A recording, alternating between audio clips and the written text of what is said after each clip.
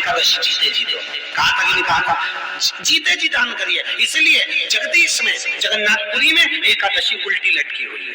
करें आपने दर्शक, जगदीश में एकादशी को उल्टा लटकाया। क्यों? क्योंकि वल्लभ ने कहा कि एकादशी जीते जी दो। कई पंडितों कहते हैं तुम्हारे दादाजी मर गए, जब 12वें का दिन होता है ना तो पंडित जी संकल्प छुड़ा देते हो एकादशी। बड़े बेटे ने 5 दे दी, छोटी बहू ने 3 दे दी, उसने 2 दे दी, उसने 2 दे दी, तो क्या तुम्हारे दादाजी भिखारी थे जो तुम्हारी एकादशियां लेकर जाएंगे? और तुम कौन होते हो दादाजी को एकादशी देने वाले? तुमने कौन सा इतना पुण्य कर लिया जो तुमने एकादशी दे दी? एकादशी के दान की महत्वता श्रीमद् वल्लभाचार्य जी ने कहा कि कोई व्यक्ति अगर खटिया पर सड़ रहा है, पलंग पर तड़प रहा है, हॉस्पिटल में पड़ा हुआ है, तो निवेदन है कि उसको देखने जाओ तो अपनी करी हुई एकादशी में से 2 एकादशी का दान उसको तुरंत दे दो। क्यों? तो जिससे उसको मोक्ष मिल जाए। 10 दिन के बाद जीवात्मा चली जाती है। कहाँ जाती है? उसको जहाँ जाना है। 3 दिन में उसको भोग भोगना पड़ता है जीवात्मा को। 3 दिन नरक का भोग भोगती है, उसके बाद स्वर्ग का भोग भोगती है। 18 दिन में ये प्रोसेस पूरी हो जाती है। कितने दिन? 18 दिन। 18 दिन के बाद में उस जीवात्मा को धान के खेत में पटका जाता है। किसके खेत में? धान के, चावल के खेत में। इसलिए कहते हैं एकादशी के दिन चावल मत खाओ। कहते कि नहीं कहते? और क्या कहते हैं? द्वादशी के दिन चावल खाना जरूरी है। एकादशी का पालना करना है तो द्वादशी को चावल का 1 गिलास खाओ, तब द्वादशी को चावल खाओगे तो एकादशी लगेगी। चावल नहीं खाओगे तो एकादशी नहीं लगेगी। द्वादशी को चावल खाना जरूरी है। क्यों कहते हैं? क्योंकि धान के खेत में जीव को छोड़ा जाता है, उस धान के खेत में, चावल के खेत में जीवात्मा रहती है। उसको चिड़िया खाती है तो चिड़िया के रूप में जन्म लेता है, मनुष्य खाता है तो मनुष्य के रूप में जन्म लेता है। इसलिए एकादशी के दिन चावल नहीं खाया जाता, क्योंकि एकादशी के दिन हम चावल खाएंगे तो जीव हत्या का दोष लग जाएगा। एकादशी का पुण्य जितने जीव हमारे मुंह में जाते हैं उनको उसका पुण्य मिल जाता है और उनका फिर जन्म नहीं होता, वो तर जाते हैं, उनको एकादशी का भाग मिल जाता है। इसलिए कहते हैं एकादशी को चावल मत खाओ, पर द्वादशी को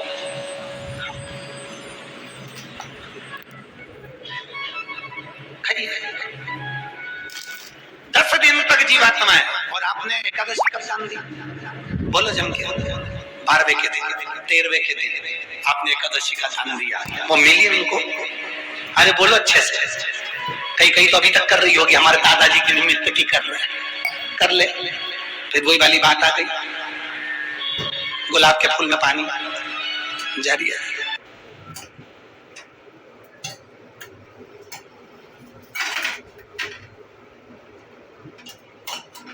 Decathlon 60+ sports 6000+ products. बेटी को बुला लो श्राद्ध के भोजन में।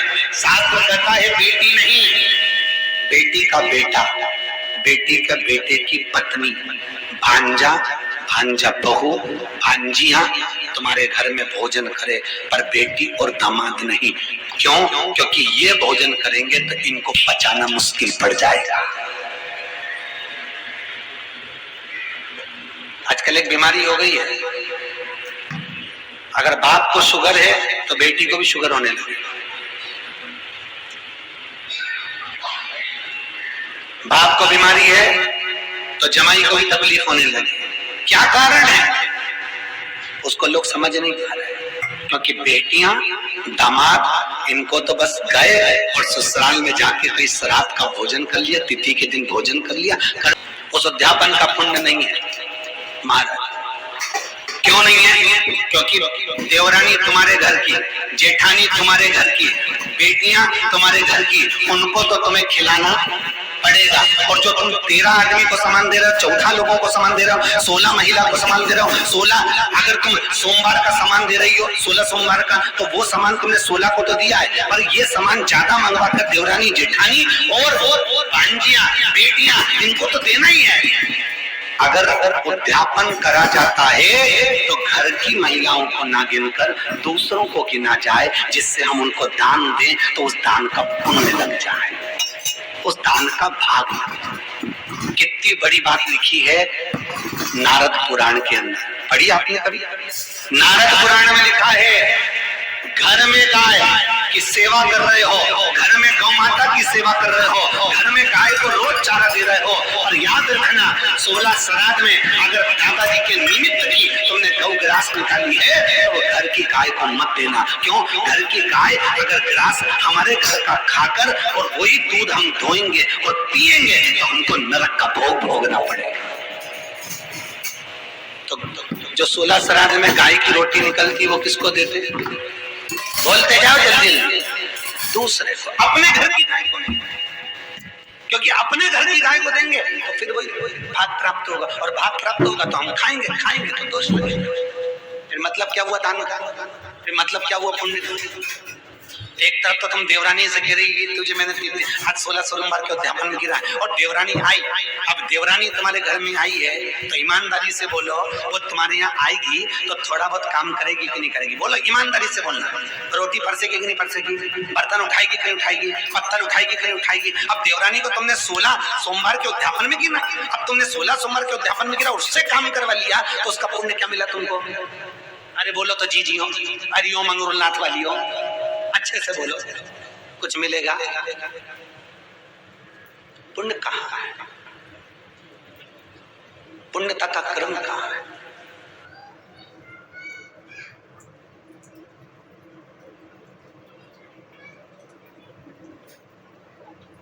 एस्ट्रोलॉजर ने 2016 में ही प्रेडिक्ट कर दिया था कि 2017 में विराट और अनुष्का की शादी होगी और पहले उन्हें बिटिया होगी।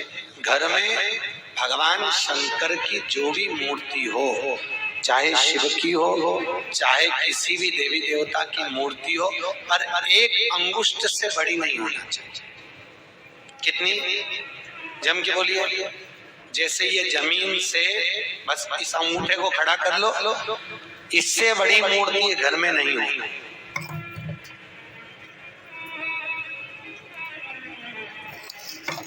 अगर इससे बड़ी मूर्ति हमारे घर में होती है तो उसको सेवा की जरूरत मंदिर जैसी पड़ती है। कैसी सेवा चाहिए फिर? मंदिर जैसी।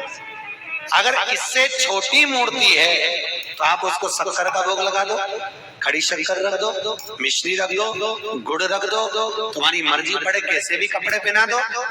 अगर छोटी मूर्ति है तो भगवान को कैसे भी आप घर में रख सकते हो, पर इससे जहां मूर्ति बड़ी हो गई तो उसको बड़ी सेवा की जरूरत पड़ती है।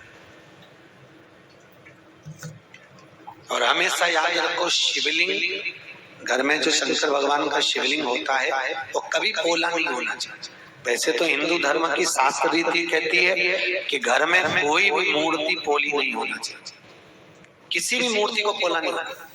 लक्ष्मी जी हो तो ठोस हो, गणेश जी हो तो ठोस हो, देवी देवता लड्डू गोपाल कृष्ण राम सीता कुछ भी तुम्हारे घर में हो तो वो पोले नहीं होना, अंदर से खाली नहीं होना चाहिए। जो मूर्ति घर में पोली होती है उसके घर में 1 रुपए कमाओ 1.25 रुपए खर्च वाला काम चलता रहता है, कभी जिंदगी में पैसा नहीं जोड़ता। घर पोला की पोला ही रहेगी, कितना भी तुम कमा कर लाओगे तो भी घर में दिखेगा। और किसी किसी के घर में अगर मूर्तियां अगर ठोस है, मूर्ति अंदर से अगर भरी हुई है तो अगर 2 रुपए भी कमाएगा तो घर में बचत दिखेगी, और अगर घर में मूर्ति पोली है तो कितना भी कमाएगा तो खाली की खाली ही दिखेगी। कई लोग कहते हैं महाराज जी हमारे घर में बरकत नहीं दिखती है, मेरा पति कमाता, बेटा कमाता, बड़ा बेटा कमाता, खूब कमाता, पर घर में पैसा नहीं दिखता, घर में पैसा नहीं दिखता। तो टिके कहाँ से? जरूर तेरी तिजोरी में, जरूर तेरी पूजन में कोई लक्ष्मी जी की मूर्ति या गणेश जी की मूर्ति या किसी देवता की मूर्ति पोली होगी, इसलिए घर में लक्ष्मी टिक नहीं रही, घर में पैसा बना। मूर्ति ठोस। कैसी मूर्ति होना चाहिए? जम के बोलिए। पोली नहीं होना चाहिए। तो महाराज पोली मूर्ति का क्या करें? तो कुछ मत करो, मेन लाओ बाजार से, राल लाओ या मेन लाओ, कुछ भी मेन लाकर मोम लाकर, वो मोम नहीं होता, उस मोम को पिघलाकर उस मूर्ति के अंदर भर दो। और मूर्ति ये नहीं कि अपने को पोली है तो घर से बाहर निकाली, उसको ठोस।